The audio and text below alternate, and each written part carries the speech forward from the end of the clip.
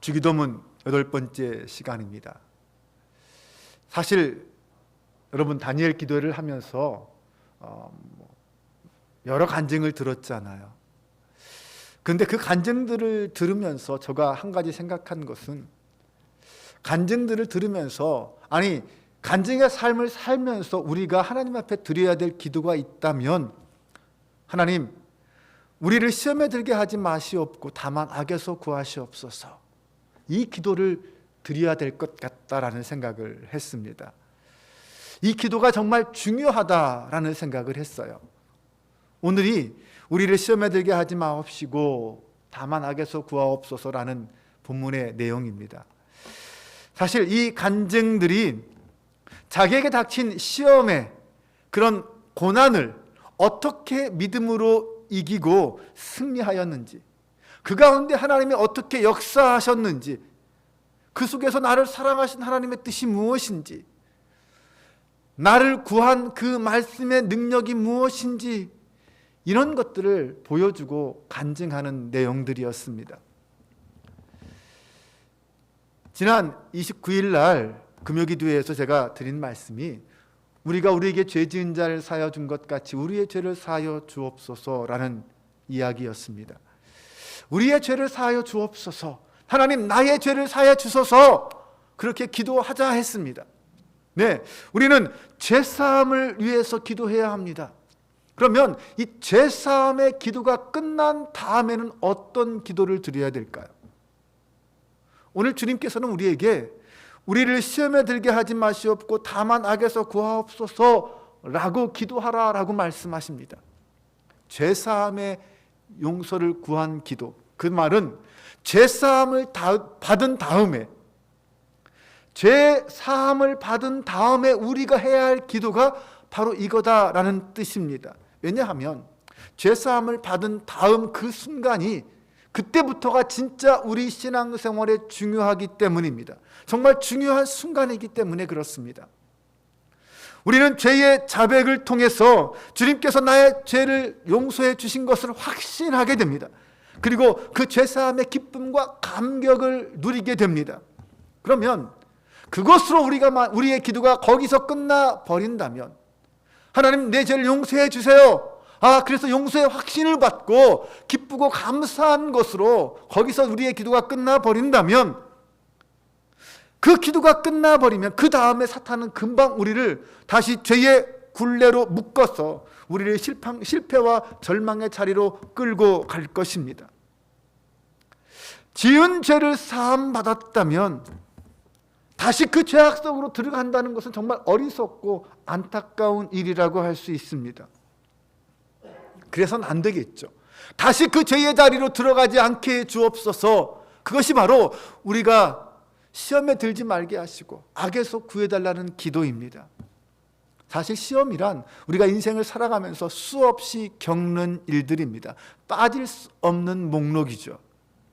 그래서 죄사함을 받은 다음에는 시험에 들지 말게 해달라고 기도해야 하는데, 그 기도가 없다면 우리는 전날 지었던 죄 속으로 다시 들어가게 되고, 다시 그 죄악의 속에서 또 몸부림치면서 고통스러워하고 스스로 슬픔에 빠지게 될 거예요. 예수님께서 현장에서 가늠하다 붙잡힌 여인에게 하신 말씀이 있습니다. 그의 죄를 용서하신 다음에 뭐라고 하셨습니까? 돌아가서 다시는 죄를 짓지 말라라고 하셨습니다. 죄사함을 받은 사람은 다시는 하나님 앞에 죄를 짓지 않겠습니다라는 그 열망이 있어야 합니다. 예수님은 선지로 생각하는 자는 넘어질까 조심하라고 하셨습니다. 그러므로 죄사함을 받고 구원을 받고 은혜를 받았다면 그 다음부터는 끊임없이 죄에 대한 경각심을 가져야 되고, 그 죄의 유혹과 시험과 끊임없이 대결하지 않으면 안 됩니다. 우리는 분명히 틀림없이 다시 죄를 지을 수밖에 없는 미래의 가능성을 갖고 있습니다. 그런 우리의 몸과 영혼을 하나님 앞에서 지키기 위해서 우리는, 하나님 나로 하여금 시험에 들지 말게 해주세요, 악에서 구해주세요 라고 기도해야 합니다. 주님은 그것을 우리에게 명하신 것입니다. 처음 신앙생활 하신 분들을 보면 나름 처음에는 열심히 신앙생활을 시작합니다.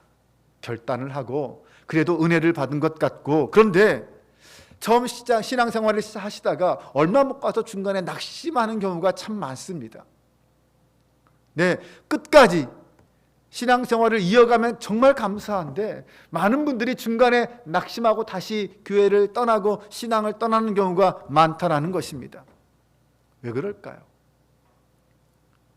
그 이유는 우리의 신앙이 아무리 깊어도 매일매일 살아가는 현실 속에서 감당할 수 없는 문제와 일들을 만납니다. 누구나 변함이 없어요. 예외가 없어요. 그런데 그 고통스럽고 힘든 시간들 속에서 허우적거리다 보면 어느 순간 신앙생활이 나에게 주는 그 기쁨은 다 잊어버리고 사라지고, 그 신앙, 눈에 보이지 않는 추상적인 신앙보다 당장 내 눈앞에 있는 문제, 그 문제부터 해결해야겠다라는 생각들이 떠오르고 그렇게 살아가게 됩니다. 그렇게 되면 자리에 앉아 있어도 그 머릿속에는 온통 그 생각뿐입니다. 누워 있어도 잠이 오지 않습니다. 예배를 드려도 은혜가 되지 않고 집중이 되지 않습니다. 문제는 그 일이 점점 더 꼬이고 막힐 때입니다.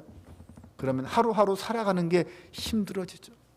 그러면서 점점 자신도 모르게 깊은 어둠의 세계로 빠져들기 시작합니다. 심해지면 우울증에 걸리게 되고, 더 심해지면 극단적인 생각까지 하게 됩니다. 오랫동안 신앙생활을 하시던 분들도 이런 상태를 겪거나 그런 상황이 계속 지속되면 그동안 그렇게 뜨겁게 하나님을 찬양하고 그렇게 가치 있고 중요하게 여겼던 그 신앙생활마저도 시들해지고, 기도하기는커녕 점점 하나님의 향한 그 믿음마저도 잃어버리게 됩니다. 이렇게 우리의 신앙을 위협하는 일들, 하나님으로부터 우리를 멀어지게 하는 것들을 우리는 시험이라고, 유혹이라고 부릅니다. 시련이라고 부르죠. 주님은 우리에게 그런 문제가 있다라는 사실을 아셨습니다. 우리가 그렇게 피할 수 없는 문제와 고통 앞에서 쓰러지고 넘어질 수밖에 없는 연약한 존재라는 것을 우리 주님은 알고 계셨습니다. 우리가 지금 이렇게 신앙의 기쁨 속에서 은혜 받았다고 간증을 들으면서 찬양하면서 은혜 받았다고 말하지만 어느 순간 또다시 시험과 유혹 속에 넘어지고 흔들리고 고통당할 것으로 하셨습니다. 신앙이 깊어지면 깊어지는 대로 또 다른 더 큰 위험과 시험과 유혹들이 찾아온다는 것을 알고 계셨습니다. 그래서 그런 유혹이 닥칠 때마다, 그런 시험이 내 앞을 가로막을 때마다 흔들리거나 낙심하지 말고 이렇게 기도하라라고 가르치신 거예요. 우리를 시험에 들게 하지 마시옵고 다만 악에서 구하옵소서. 시험은 참 다양한 모습으로 우리에게 찾아옵니다. 여러분이 겪은 시험은 어떤 것이었나요? 왜 낙심하고, 왜 신앙이 시들어지고, 왜 고통스러웠을까요? 어떤 시험은 대부분 외부의 환경으로부터 우리에게 찾아오는 시험들이 있습니다. 태어날 때부터 가난한 가정에서 태어날 수 있습니다. 가정 환경이 불우한 환경일 수 있어요. 태어날 때부터 어떤 사람은 허약하게 태어나거나 장애를 가지고 태어날 수도 있습니다. 잘 살던 집안이 하루아침에 파산하여 망할 수도 있습니다.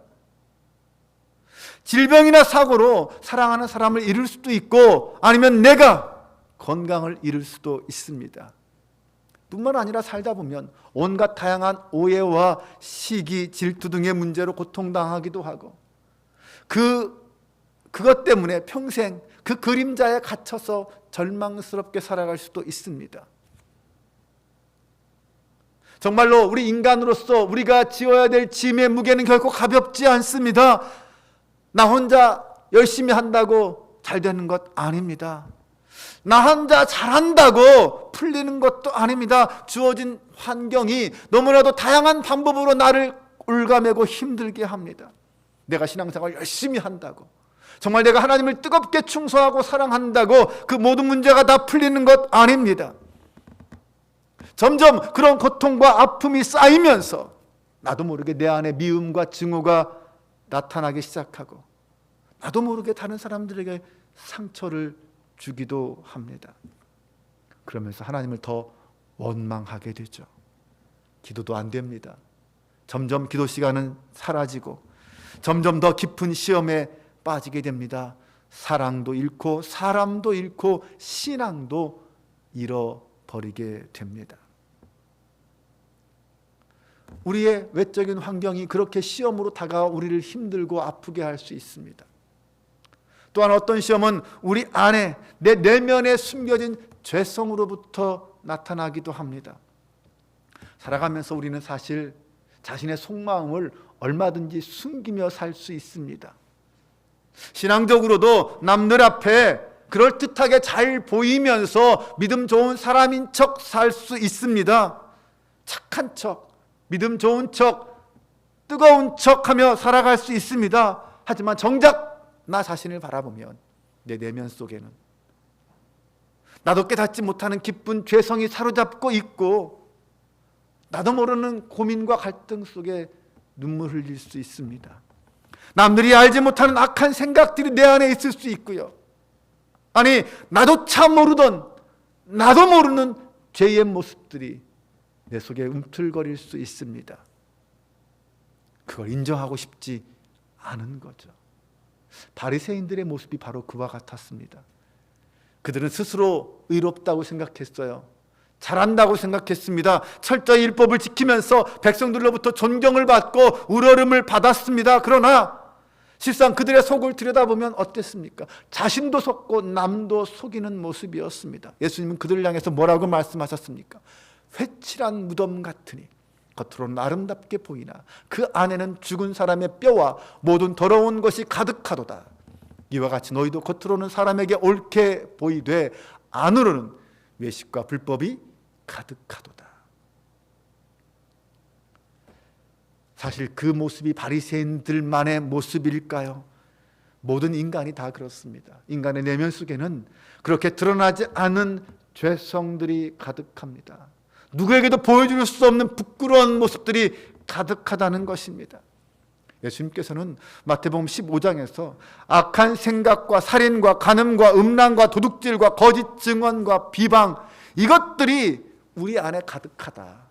이것이 사람을 더럽게 한다라고 말씀하셨습니다. 그것들이 우리로 하여금 죄의 유혹에 빠지게 되고 시험에 빠지게 한다는 것입니다.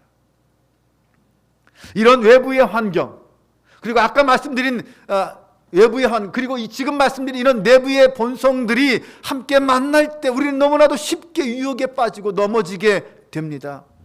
그런데 이런 유혹들은 그냥 우연히 찾아오는 것일까요?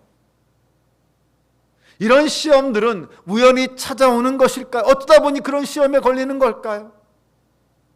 베드로 사도는 이런 말을 했습니다. 근신하라, 깨어라.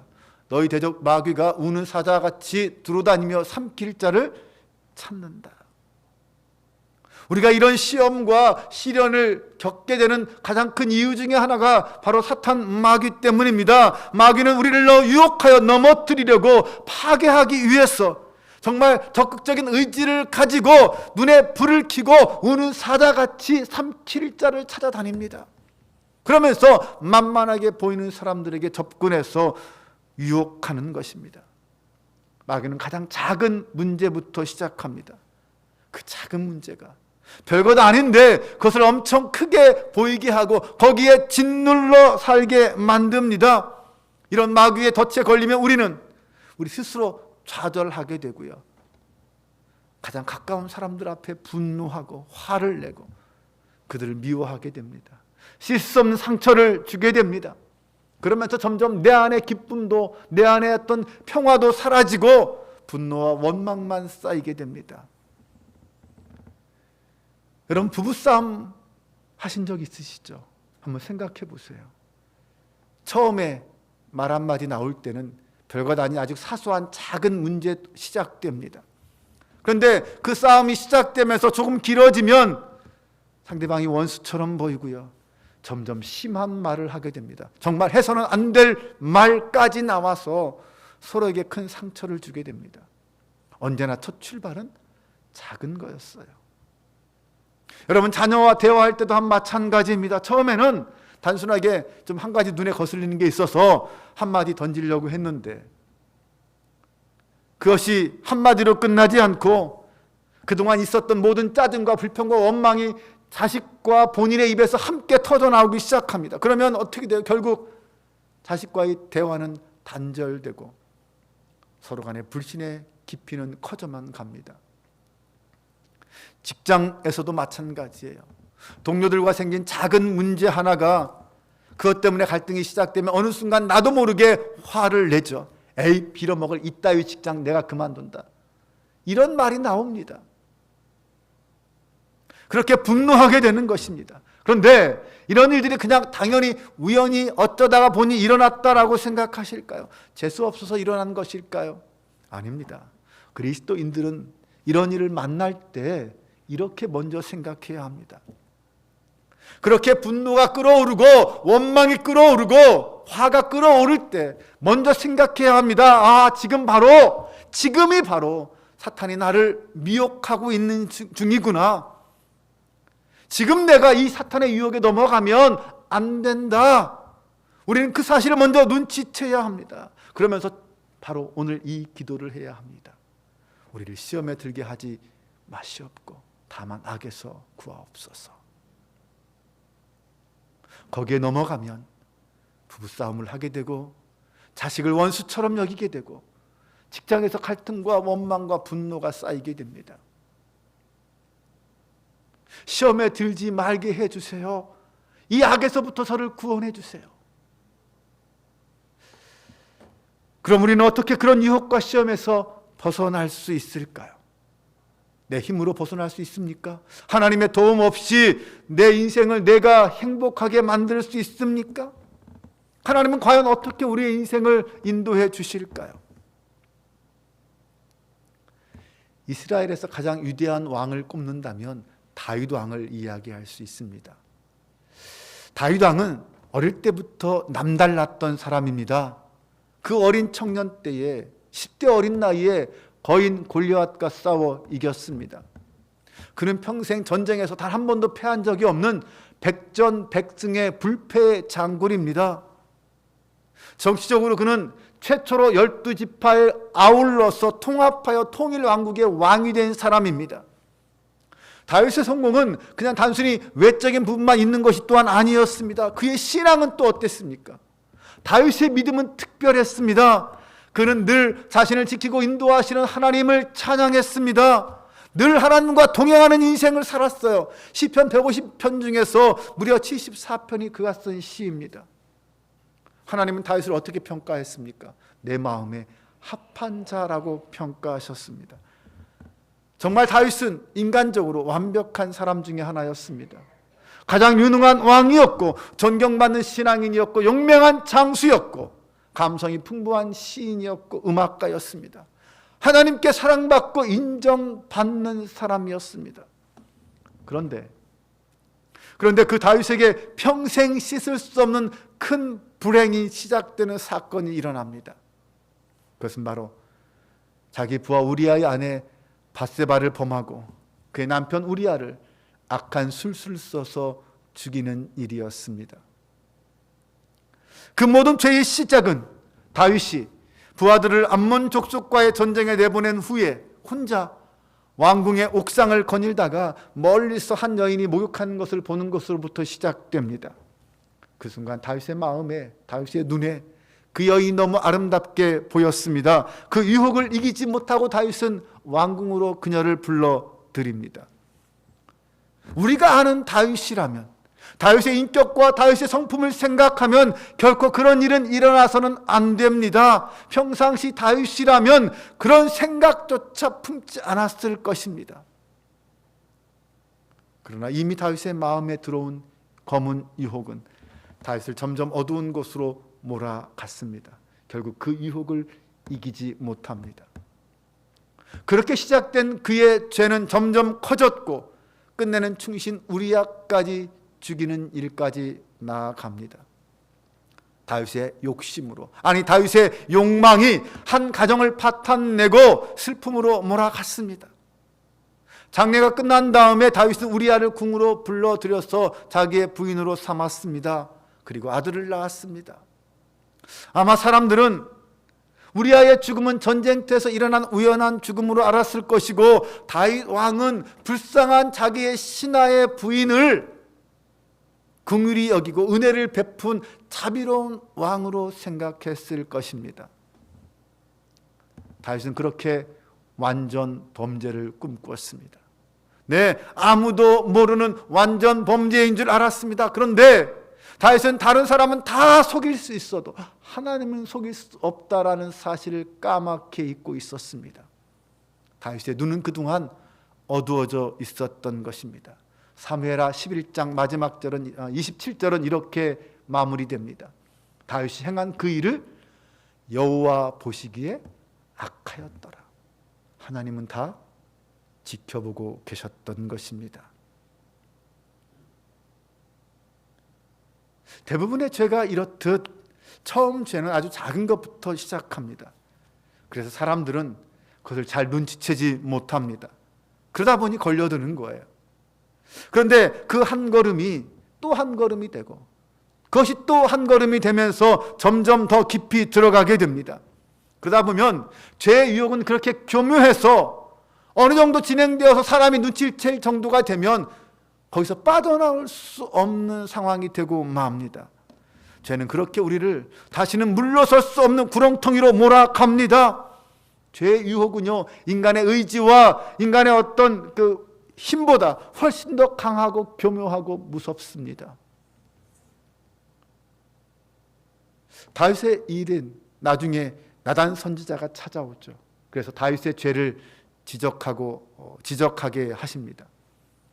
다윗은 이미 하나님은 이미 다윗의 죄를 다 알고 계셨습니다. 정말 다윗의 일은 사람의 행위로서는 정말 파렴치한 행위였고, 지금까지 다윗을 지키고 그 자리까지 오르게 하신 하나님을 업신여기는 행위였습니다. 하나님의 말씀을 가볍게 여기고 그런 죄를 지어도 모르실 것이다, 아니 눈 감아 주실 것이라고 생각했습니다. 결국 다윗은 그 죄 때문에 큰 고통을 겪게 되고 그 죄의 대가를 치르게 됩니다. 바세바가 낳은 아들은 태어난 지 7일 만에 죽게 되고요. 다윗이 저질렀던 그런 살인과 간음의 사건들은 다윗의 집안에서 계속 끊임없이 반복되어 나타나기 시작합니다. 다윗이 아끼던 아들 압살롬은 이복형 암논을 살해하고 도망치게 되고요. 나중에 압살롬은 다윗을 반역해서 다윗을 예루살렘에서 쫓아냈습니다. 그리고 다윗의 후궁들을, 다윗이 그 옛날 밧세바를 보고 욕정을 품었던 그 옥상에서 그 후궁들을 욕보이는 일까지 벌이게 됩니다. 하지만 압살롬은 반란에 실패하게 되고 요압 장군에게 목숨을 잃게 됩니다. 그때 다윗은 아들 압살롬이 죽었다는 이야기를 듣고 이렇게 울부짖었습니다. 내 아들 압살롬아, 내 아들아, 내 아들 압살롬아, 차라리 내가 너를 대신하여 죽었다면 압살롬 내 아들아, 내 아들아. 다윗은 그 압살롬이 죽게 되고 다윗의 집안에 그런 모든 악한 일이 벌어진 것이 무엇 때문인지 알고 있었습니다. 바로 자신이 저지른 죄의 결과라는 것을 알고 있었기에 차라리 내가 죽었다면 좋았을까, 그렇게 울부짖을 수밖에 없었던 것입니다. 죄는 언제나 은밀하고 달콤한 환상으로 우리에게 다가와서 우리를 그렇게 속입니다. 그러나 그 유혹에 빠지게 되면 이처럼 비극적인 결과로 마치게 됩니다.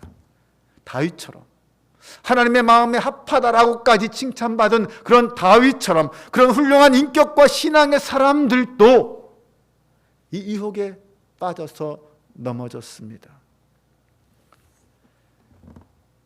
오늘 우리는 어떨까요?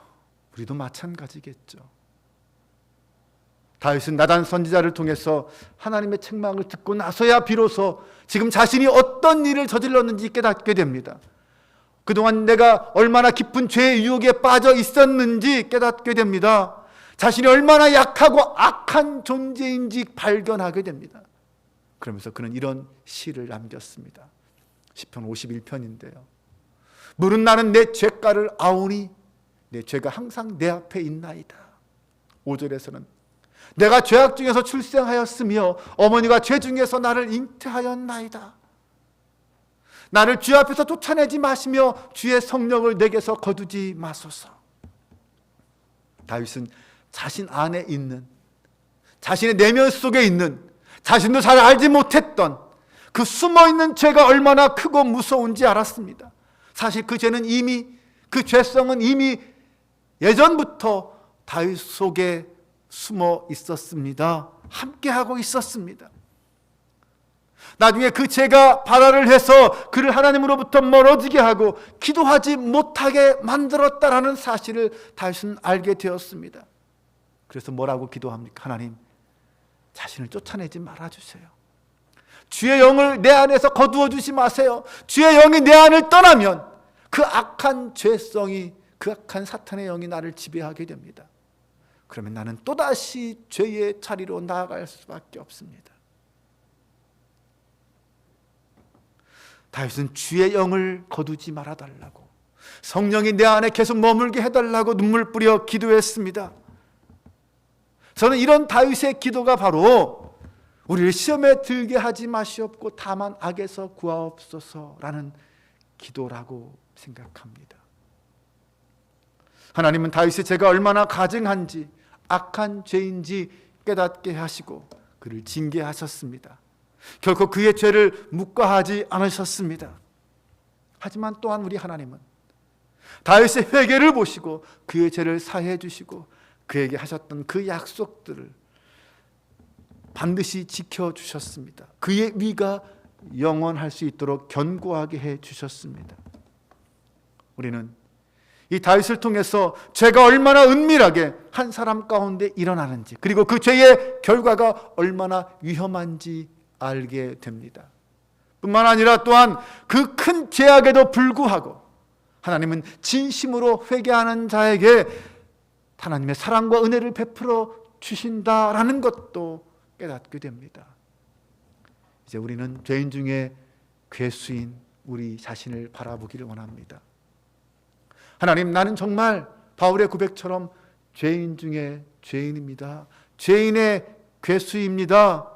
그런 나의 죄를 깨닫고 고백하면서, 그러면서 하나님의 은혜와 용서를 경험하기를 원합니다. 그리고 더 이상 이제는 그런 죄의 자리에 들어가지 않기를 결단하고 기도함으로 온전한 믿음의 사람으로 설 수 있기를 주님의 이름으로 축원합니다. 우리 함께 이 시간 찬양하고 기도하기를 원합니다. 세상의 유혹 시험이 내게 몰려올 때도 우리 함께 찬양하고 오늘 말씀을 기억하며 함께